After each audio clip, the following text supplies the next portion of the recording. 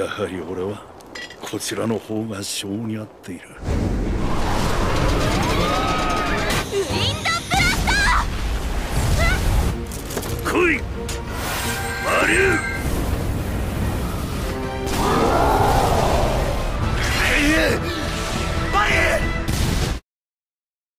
Ayah Lin sering berkata, jangan tertipu oleh rumor, dan percayalah pada apa yang kau lihat. Lin hanya melihat Rilo sebagai ras yang keji tapi tidak melihatnya sebagai anak-anak. Lin pun sampai memohon pada Ines agar membolehkan Rolo ikut bersama mereka. Namun masalahnya, teokrasi Kudus Mitra melarang ras iblis untuk masuk wilayahnya. Mereka pun dibuat bingung, karena tak mungkin meninggalkan Rolo sendirian. Dan tiba-tiba, ada seorang pria yang merasa aneh melihat Nur masih hidup. できれば近くの町までは送ってやりたい。おかしいな。とっくに死んでる頃だと思ってたんだがな。Nur kemudian bertanya, apakah kamu adalah klien yang ingin mengirim Rolo? Orang ini pun mengaku sebagai sewaan dan hanya punya urusan dengan Rolo. Hal itu sudah jelas jika ada seseorang yang sengaja menyuruh orang ini. Mendengar hal itu, Nur malah mengira kalau kedatangannya untuk menjemput Rolo. Rupanya, pria ini ingin membunuh Rolo karena mayatnya Rolo akan membuatnya cuan. Dan tiba-tiba, pria itu langsung mengincar Rolo yang untungnya ditangkis oleh Nur. Pria itu pun jadi bertarung dengan Nur karena Nur telah menghalangi misinya. Meski tujuannya sudah jelas, Nur masih saja tak mengerti maksud si pria tersebut. Dan seperti biasa, yang bisa dilakukan Nur hanya menangkis dan menangkis. Pari! Pari!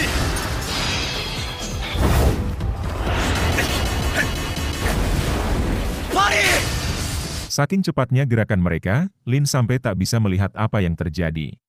Dan yang mengejutkan, belati pria ini seketika langsung hancur setelah menyerang Nur. Nur sampai dibuat ngos-ngosan dan mengakui pria itu lebih kuat dari sapi Minotaur. Pria ini pun mengambil senjata yang lain dan kembali menyerang Nur dengan sangat cepat. Namun tetap saja, semua serangannya itu bisa ditangkis oleh Nur.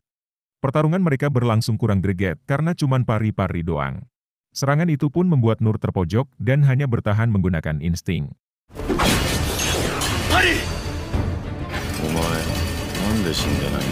Bukannya lari menjauh, Rolo malah pelangap-longo melihat pertarungan mereka. Ines selalu memakai tameng kudus untuk melindungi Lin dari gelombang kejut. Dilihat dari perawakannya, Ines pun sudah tahu kalau pria itu adalah orang mati.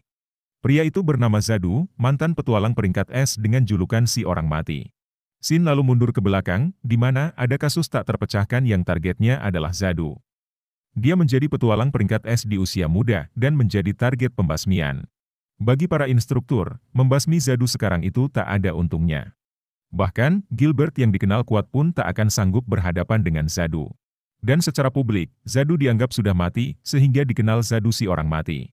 討伐対象は死亡となっていますが。そのまま同ランクの討伐対象となった男だ。そうだな。今から我々が奴の討伐に向かうメリ。Penyihir Oken memberitahu, Zadu menguasai jurus kuno alkimia dwarf sejak masih muda. Dan di usianya 13 tahun, Zadu mendapat julukan si pembasmi naga. Setelah itu, kemampuannya pun diakui dan ketenarannya tersebar ke negeri luar. Gilbert pun dibuat sangat terkejut saat mendengar semua kehebatan Zadu. Ines pun jadi ingin tahu kenapa orang seperti Zadu menjadi target pembasmian. Yang rupanya, Zadu selalu menerima berbagai misi asalkan dirinya dibayar. Tidak peduli baik atau jahat, Zadu pernah membantai warga sipil dengan kejam. Meski begitu, Zabu sangat berkontribusi besar untuk Serikat Petualang. Yang karena hal itu, putusan untuk Zabu jadi terbagi dan masalah itu pun tidak terselesaikan. Dan menurut dokumen kasus, Zadu pernah menghancurkan satu negeri. 必ずしも正しいことには使わなかった。ザドゥーの処遇については意見が割れたまま。組織も国家の歴史すらも何の意味もなさなかった。Zadu bertindak sesuai klien dan pernah membantai seluruh keluarga kerajaan. Orang-orang pun menyadari kalau Zadu tidak memiliki konsep baik ataupun buruk. Banyak petualang yang menantang Zadu dan tak ada satupun yang selamat. Serikat mengumumkan Zadu sudah dibasmi agar tak jatuh korban lagi. Di sisi lain, Zadu pun dibuat keheranan karena senjatanya yang terbuat dari orikalkum dan taring naga hancur oleh pedangnya Nur. Dan bisa-bisanya, Nur malah minta maaf telah menghancurkan senjata Zadu. Zadu mengatakan kalau Nur adalah orang aneh yang memakai pedang aneh. Hingga akhirnya, Zadu menggunakan senjata pamungkas yang diberi nama salib perak. 壊してしまったのは悪かったが。こっちでやるか。シルバークロス Menurut informasi, satu bilahnya saja mampu menghancurkan pedang besi berkeping-keping. Dan pastinya, bisa merenggut ratusan nyawa dalam sekejap. Tidak peduli dihancurkan berapa banyak, Zadu bisa menempanya sebanyak yang ia mau. Nur pun dibuat kewalahan dan sulit untuk menangkis semua bilah tersebut. Ditambah lagi, Nur harus melindungi Rollo dari serangan bilah-bilah tersebut. Melihat kejadian itu, Ines pun sadar betul kalau jika dibiarkan keduanya akan mati. Dia pun meminta izin kepada Lin untuk membantu Nur dan juga Rollo. Dan akhirnya, Nur mendapat bala bantuan meskipun menunggu agak lama. Divine Shield!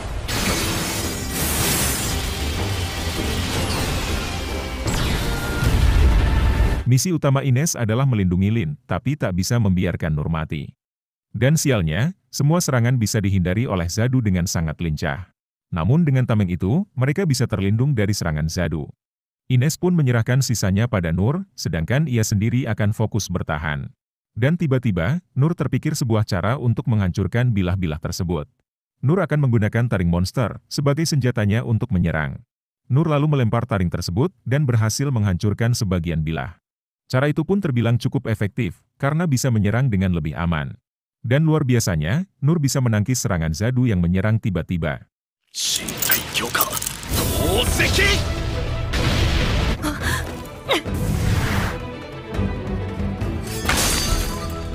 Zadu pun ingin tahu bagaimana cara Nur melihat serangan barusan. Ditambah lagi, semua belatinya pun langsung rusak saat berbenturan dengan pedangnya Nur. Yang dengan polosnya, Nur hanya menjawab kalau semua itu bisa saja terjadi. Zadu pun tak bisa melanjutkan pertarungan karena dirinya harus pergi ke ibu kota. Dan menurut yang dia dengar, akan ada festival meriah yang terjadi di ibu kota. Ines pun jadi penasaran dan ingin tahu apa yang dimaksud dengan festival meriah. Namun, Zadu sendiri tidak tahu detailnya dan hanya mendengar itu acara besar. Dan sebelum pergi, Zadu kembali menyerang Rollo secara tiba-tiba. これからオートで派手な祭りがあるらしいがじゃあな変なやつでもパリ Setelah Zadu pergi, mereka merasa sangat khawatir dengan adanya festival di ibu kota. Entah apa yang terjadi, namun yang jelas, hal itu membuat mereka khawatir. Dan tiba-tiba, Rollo jadi sangat ketakutan saat mendengar mereka akan kembali ke ibu kota. Mereka pun jadi makin penasaran apa yang membuat Rollo sangat ketakutan. Yang ternyata, monster mengerikan sedang menuju ibu kota untuk melenyapkan semua kota. Hal itu membuat Lin makin yakin kalau mereka harus kembali ke ibu kota. Namun, Ines tak mengizinkan hal itu karena mendapat misi rahasia dari Rain. Yang rupanya, Lin sudah tahu dari awal kalau perjalanan ini untuk membawanya ke tempat aman. Sampai akhirnya, mereka pun memutuskan untuk kembali ke ibu kota kerajaan. オートへ戻りましょう。僕も行くよ。 Sedangkan di ibu kota, Rain mendapat laporan kalau semua warga telah dievakuasi ke alun-alun. Selain itu, Korps Bayangan pun tak menemukan adanya tanda-tanda musuh. Dengan bantuan keenam kudus, mereka bisa menahan serangan kejutan musuh. Namun menurut Rain, ini adalah waktu yang tepat bagi pihak musuh menyerang lagi. Dan tiba-tiba, Rain melihat ada sesuatu yang bergerak di atas awan. Rain pun jadi curiga kalau yang bergerak itu adalah serangan dari pihak musuh. Dan ternyata, itu adalah naga paling berbahaya dengan tingkat malapetaka. Angkama!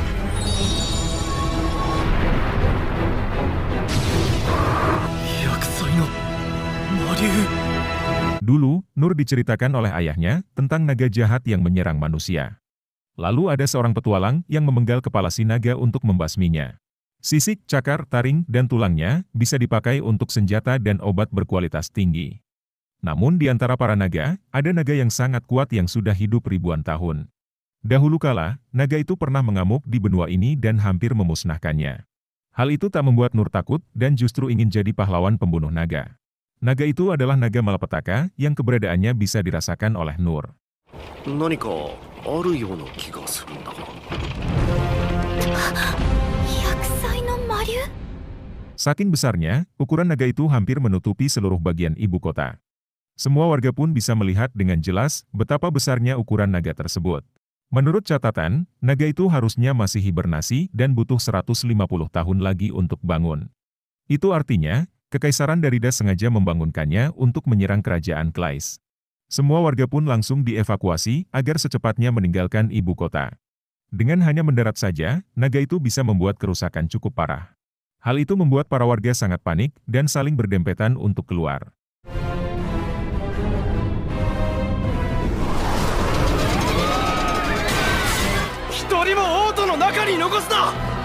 Salah satu instruktur merasakan reaksi magis yang menghalangi tiap rute evakuasi. Dan seketika, para monster kembali bermunculan di berbagai tempat berbeda. Hal itu membuat keenam kudus jadi terpisah dan sulit untuk berkumpul. Gilbert pun meminta sang raja mengungsi, karena katanya, tak ada manusia yang bisa menghadapi naga malapetaka. Namun, sang raja punya tugas sendiri dan keselamatan rakyat adalah nomor satu. Lin pun sadar, kalau ayahnya tak akan kabur dan akan menjadi tameng bagi rakyat. Namun meski begitu, mustahil bagi ayahnya bisa menghadapi naga tersebut. Sedangkan Nur malah terlihat santai dan baru pertama kalinya melihat naga. Yang padahal, naga wabah hitam adalah naga, tapi hanya dianggap sebagai kodok.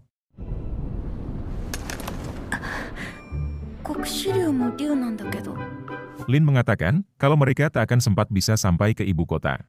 Namun bagi Nur, mereka masih sempat sampai ke ibu kota jika berlari. Dan pastinya, Nur membutuhkan bantuan Lin untuk mengempaskannya dengan skill ledakan angin. Nur merasa berutang pada sang raja dan setidaknya ingin membantunya kabur. Lin tak bisa menilai Nur dengan akal sehat dan bisa-bisanya kepikiran cara seperti itu. Hal itu membuat Lin merasa tertampar karena menyerah duluan sebelum berusaha. Hingga akhirnya Lin merasa yakin dan keraguan di hatinya pun langsung hilang. Lin no otousan ni mo sewa ni natte iru shi. Sementara itu, sang raja justru berniat menghadapi naga itu seorang diri. Saat negosiasi, Daridas mengklaim bisa menghancurkan negeri Klais dengan mudah. Namun, sang raja sama sekali tak peduli dan tak akan menyerahkan Dungeon Sirna. Yang karena hal itu, kekaisaran Daridas ingin merebut Dungeon Sirna dengan paksa. Keduanya pun jadi berselisih yang berujung penyerangan ke negeri Klais. Dan sebagai ayah, sang raja pasti mengkhawatirkan keselamatan anak-anaknya. Sang raja merasa sangat bersalah sehingga memilih untuk menghadapi naga itu.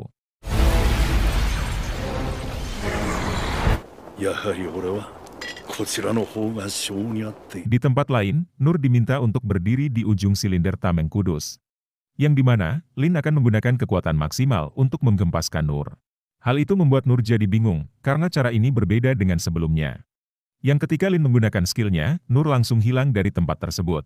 Di sisi lain, naga ini sedang bersiap menyerang sang raja dengan semburan naga iblis. Meski begitu, sang raja tak mundur sedikit pun dan bersiap untuk menerima serangan. Dan katanya, semburan itu yang membumi hanguskan benua ini ratusan tahun lalu. Namun tiba-tiba, Nur sampai di ibu kota dengan menabrak naga tersebut. Kui! Maru!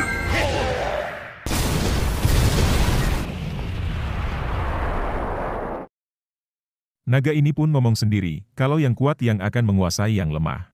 Kejadian tadi membuatnya makin marah dan mengibaskan ekornya untuk menyerang. Namun siapa sangka, Nur bisa menangkis ekor si naga hingga ambruk. Nur sendiri sama sekali tak menyangka, kalau menepisnya ternyata sangat mudah. Setibanya di ibu kota, Lin dan Ines hampir tertimpa oleh reruntuhan bangunan.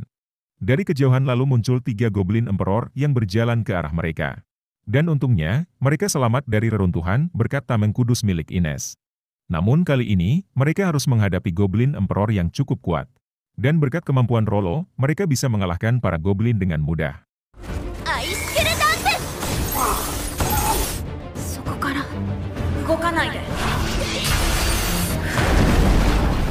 Sin lalu kembali ke pertarungan Nur yang melawan naga malapetaka. Yang dimana, naga itu pun dibuat heran karena semua serangannya bisa ditangkis oleh Nur.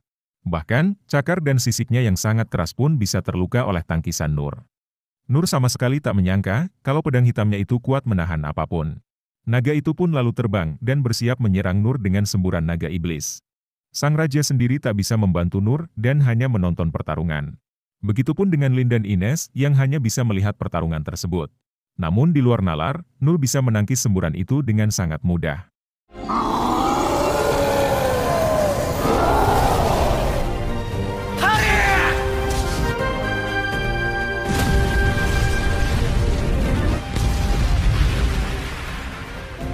Kejadian itu membuat sang naga kena mental dan mengakui Nur lebih kuat. Menurut Rollo, naga itu menganggap Nur sebagai musuh tapi Nur tak menganggapnya sebagai musuh. Naga itu pun kembali menyerang Nur, namun lagi dan lagi Nur bisa menangkisnya. Semua orang yang melihatnya pun dibuat melongo tanpa berkata apa-apa. Naga itu pun akhirnya bisa tenang dan justru menyerahkan dirinya untuk dibunuh. Namun, Nur tak mau membunuhnya dan lebih memilih menyudahi pertarungan. Namun tak bisa dipungkiri, kerusakan yang ditimbulkan naga itu sangat parah. Tak lama, Lin dan yang lainnya pun akhirnya datang menghampiri Nur.